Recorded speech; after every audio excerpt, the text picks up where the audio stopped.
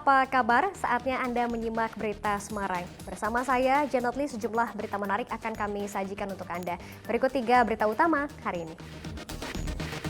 Ratusan sepeda motor dengan pelaku serta penonton terjaring razia karena melakukan balap liar di Ungaran, Kabupaten Semarang. Seorang remaja putri di Jepara dicabuli ayah tirinya berulang kali hingga korban hamil. Gubernur Jawa Tengah Ganjar Pranowo meninjau wilayah yang mengalami krisis air bersih di Banjarnegara.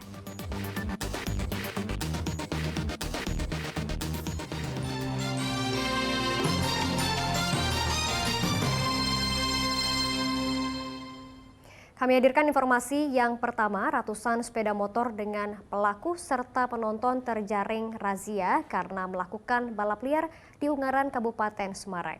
Balap liar yang melibatkan remaja sudah pada taraf meresahkan masyarakat sehingga polisi diminta menindak tegas tanpa kompromi.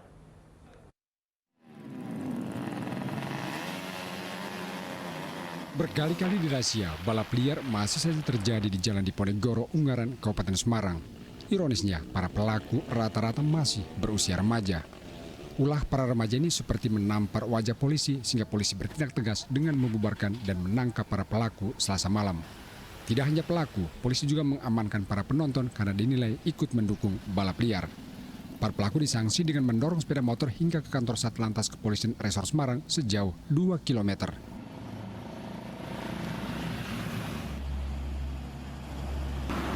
Dari razia, polisi menyita ratusan sepeda motor.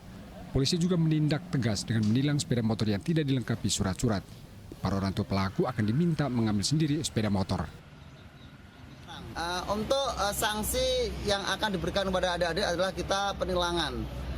Setelah penilangan untuk adik-adik nanti akan kita panggil orang tua, sama-sama kita untuk membina dan mengingatkan untuk tertib berlalu lintas. Akibatnya mungkin dengan adanya trek-trekan, fatalitas kecelakaan yang akan merugikan adik-adik ataupun masyarakat yang lewat di jalan raya.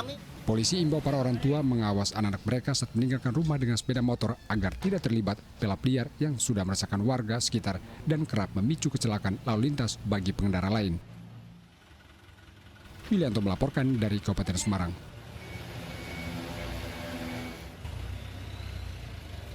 Kebakaran hebat menghanguskan sebuah toko material di Desa Slogo, Sragen. Banyak bahan yang mudah terbakar diperparah tiupan angin kencang menyebabkan seluruh toko ludes. Dugaan sementara api bersumber dari korsleting arus listrik.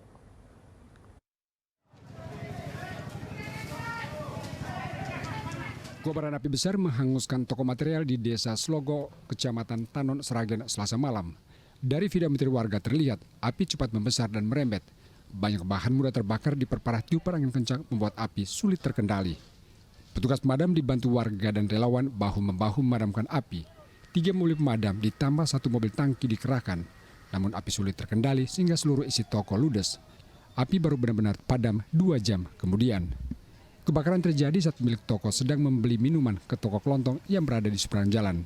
Namun tiba-tiba api muncul dan membesar. Dugaan sementara api bersumber dari korsleting listrik. Namun polisi masih mendalami lagi karena kebakaran disertai suara ledakan keras dari bagian belakang toko. Ya, wis mlebu kok kene sih. Nek lampu kalau ngurep itu kalau urip yo. Tapi itu kalau mesti tak kae to. Kecurigaan mati kabeh lampu. Kecurigaan awal api dari mana, Pak? Mungkin dari korsleting listrik. Informasi dari warga yang mengetahui ledakan di bagian belakang. Kemungkinan di sana seperti tenda.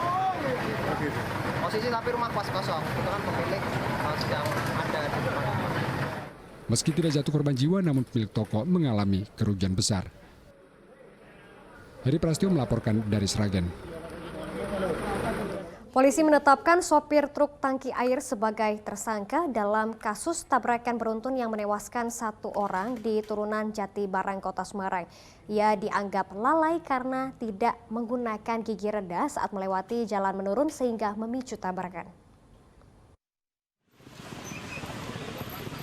Sopir truk tangki air bernama Anton Budistiono ditetapkan polisi sebagai tersangka karena dianggap paling bertanggung jawab atas tabrakan di Jalan Turunan Jati Barang Kota Semarang Selasa sore.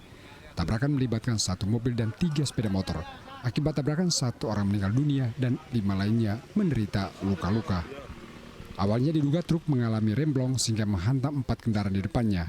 Namun berdasarkan pemeriksaan yang melibatkan para ahli dan secara teknis, ternyata tidak ditemukan kebocoran pada selang rem sehingga disimpulkan kecelakaan akibat kelalaian sang sopir. Mekanismenya kita kumpulkan fakta-fakta, kita periksa saksi-saksi dan saksi ahli, dan kita gelarkan perkara, ya. Kita nyatakan supir ini sebagai tersangka. Kita jerat pasal 310 ayat 4, ancaman 6 tahun dan denda maksimal 12 juta. Tersangka mengakui baru kali kedua melewati jalan tersebut. Ia memacu kendaraan menggunakan gigi 2 dengan kecepatan 30 km per jam. Tersangka berdalih tidak menurunkan gigi karena dianggap sudah aman. Saya tidak bisa kendalikan kendaraan karena rem saya belum.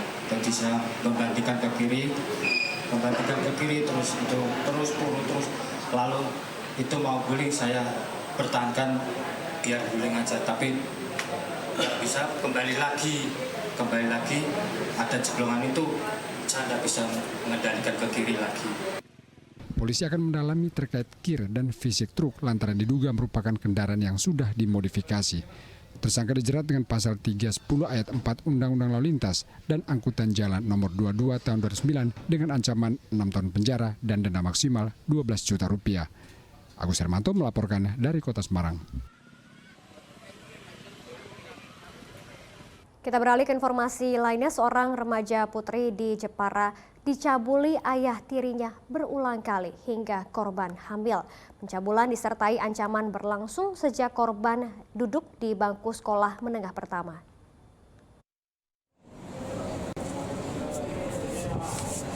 Pria lanjut usia berinisial M bakal meringkuk di penjara maksimal 15 tahun penjara sesuai Undang-Undang Perlindungan Anak karena mencabuli anak tirinya yang masih di bawah umur. Pria berusia 61 tahun ini mencabuli korban sejak korban duduk di bangku SMP dari tahun 2017 hingga 2023. Pencabulan dilakukan berulang kali hingga korban kini hamil. Setiap kali mencabuli korban, pelaku selalu melancarkan ancaman fisik dan memberi korban sejumlah uang agar tutup mulut. Namun karena tidak kuat lagi, akhirnya korban nekat kabur dari rumah pelaku di daerah Melongo, Jepara. Ulah bejat tersangka makin ketahuan saat korban diminta pulang namun ketakutan saat melihat pelaku. Akhirnya korban berterus terang kepada ibunya bila sudah hamil akibat ulah sang ayah tiri. Tersangka memanfaatkan waktu pada saat istri atau ibu kandung korban tidak berada di rumah dan tersangka mengiming-imingi korban dengan memberikan uang.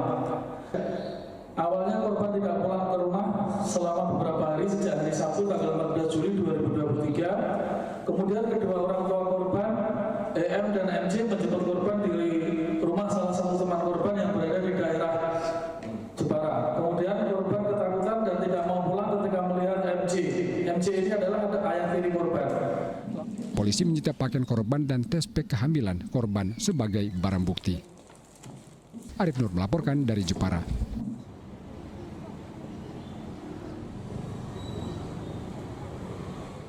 Polda Jawa Tengah membongkar bisnis penjualan ponsel pintar atau smartphone ilegal di wilayah Jawa Tengah dengan meringkus 2 pemilik toko penjualan ponsel.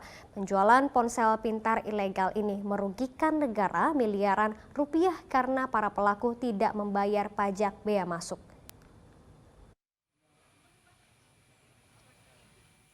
Kasus penjualan ponsel pintar ilegal terbongkar di salah satu toko penjualan di wilayah Demak. Ponsel dijual pemilik toko berinisial MI tanpa register label sumber daya dan perangkat pos informatika. Dari Demak, polisi kemudian mengembangkan kasus hingga toko serupa terungkap di Kota Semarang. Polisi meringkus pemilik toko berinisial IMB. Kedua tersangka mengaku berbelanja ponsel pintar ilegal secara online. Selama 6 bulan menjual ponsel pintar ilegal, keduanya mendapat untung besar. Dalam sebulan bisa meraup keuntungan lebih dari 100 juta rupiah. Ponsel dijual pelaku dengan harga sangat miring. Mereka membeli seharga 300 hingga 700 ribu rupiah, lalu dijual kembali dengan harga yang mahal antara 1 hingga 1,5 juta rupiah. Akibat bisnis kotor ini, negara rugi miliaran rupiah. Berdasarkan hasil pemeriksaan kami bisa mengetahui yang pertama adalah bahwa handphone ini tidak memiliki label SGPPI, tidak terregister. Yang pertama, ya. Yang kedua, emailnya ya, berbeda dengan jenis handphone itu sendiri. Kemudian dari hasil keterangan mereka telah melakukan kegiatan operasional, menjual, ini sudah rata-rata 5-6 bulan. 5-6 bulan. Kemudian kita melihat bahwa selama mereka melakukan kegiatan jual beli selama 6 bulan ini, potensi kerugian negara dalam arti pajak yang seharusnya dibayar oleh mereka kepada negara ya, itu tidak dibayar dengan total senilai 2,2 miliar. Polisi menyita 173 ponsel ilegal dari 44 merek yang belum terjual sebagai barang bukti.